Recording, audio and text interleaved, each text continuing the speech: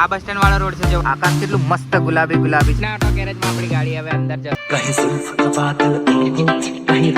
જય માતાજી મિત્રો, તમારા દોસ્ત ગજેન્દ્ર સોલંકી સ્વાગત કરું છું નવા વ્લોગમાં. તો મિત્રો આપણો બહુ દિવસથી વ્લોગ નતા આવતા કેમ કે આપણા ગૌરંગભાઈનું આકસ્મિક મૃત્યુ થવાથી એમની શોકની યાદમાં આપણે વ્લોગ નતા બનાવતા. આજે લગભગ એમના 7-8 દિવસ થઈ ગયા છે મૃત્યુ થાય. તો તમને હું એક વિનંતી કરવા માગું છું કે એમની આત્માને શાંતિ માટે તમે કોમેન્ટમાં એક વખત જરૂરથી ઓમ શાંતિ ગૌરવભાઈ જરૂરથી લખજો મિત્રો.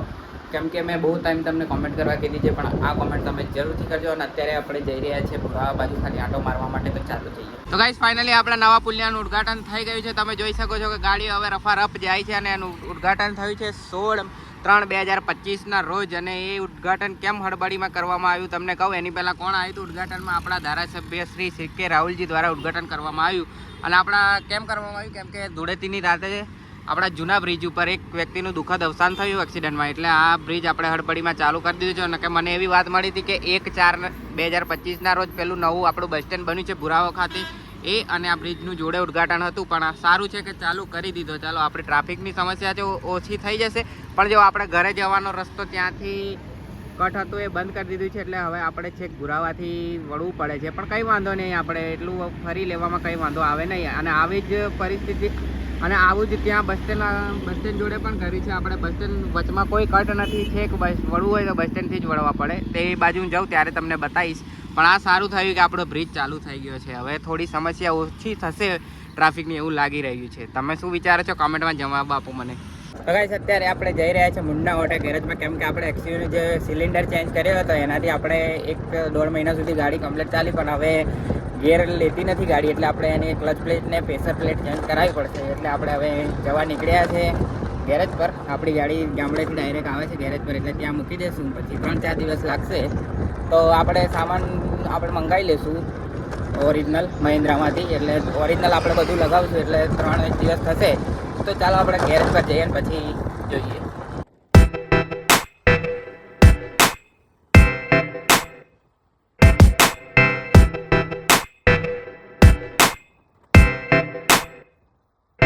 ના ઓટો ગેરેજમાં આપણી ગાડી હવે અંદર જશે અને ક્લચ પ્લેટ, પ્રેશર પ્લેટ ને ક્લચ બેરિંગ આ 3 વસ્તુ નાખવાની છે. એ નાખી દેશે પછી આપણા મુન્ના આપણે વિશાલભાઈ કરશે બધું કામ. પછી ગાડી કમ્પ્લીટ થશે એટલે આપણને આપી જશે. તો કેટલા દિવસ લાગશે આપણે પૂછી લઈએ, પછી તમને જણાવું કેટલા દિવસ થશે. આકાશ કેટલું મસ્ત ગુલાબી ગુલાબી છે. જો કોઈ પેન્ટિંગ દોરીને એમાં કલર કર્યો એવો મસ્ત દેખાય છે ને. મસ્ત જો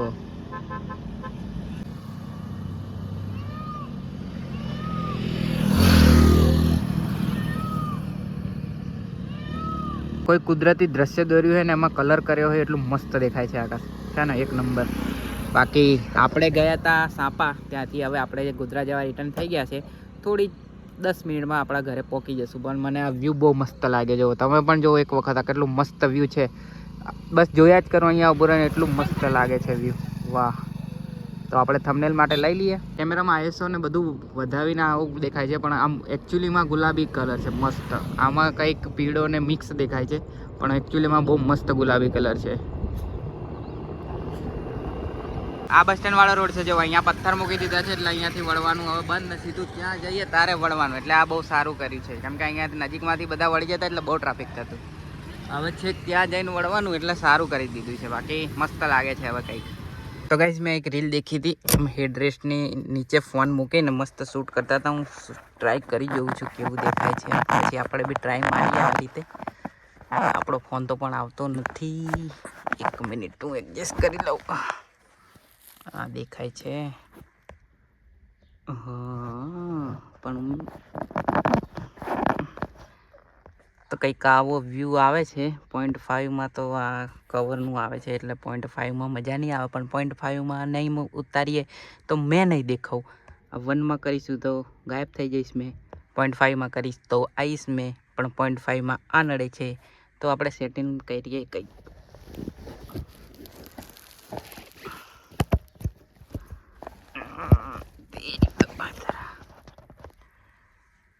બહુ યાર આમ રાખવો પડે બસ. હા થોડુંક આવશે તો વાંધો નહીં પણ ગાડી હલશે તો પડે ને. પડશે પડી ગયા. અહીંયાથી અરે વાહ,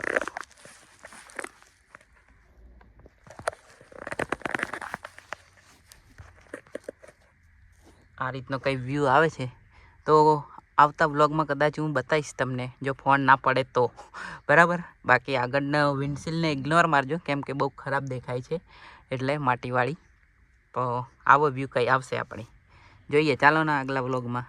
આઈ હોપ તમને વ્લોગ ગમે છે. વ્લોગ ગમે તો લાઈક, શેર અને ચેનલ પર આવો તો સબસ્ક્રાઈબ જરૂરથી કરજો. ફરી મળીશું નવા વ્લોગ સાથે. ત્યાં સુધી જય માતાજી, જય શ્રી કૃષ્ણ.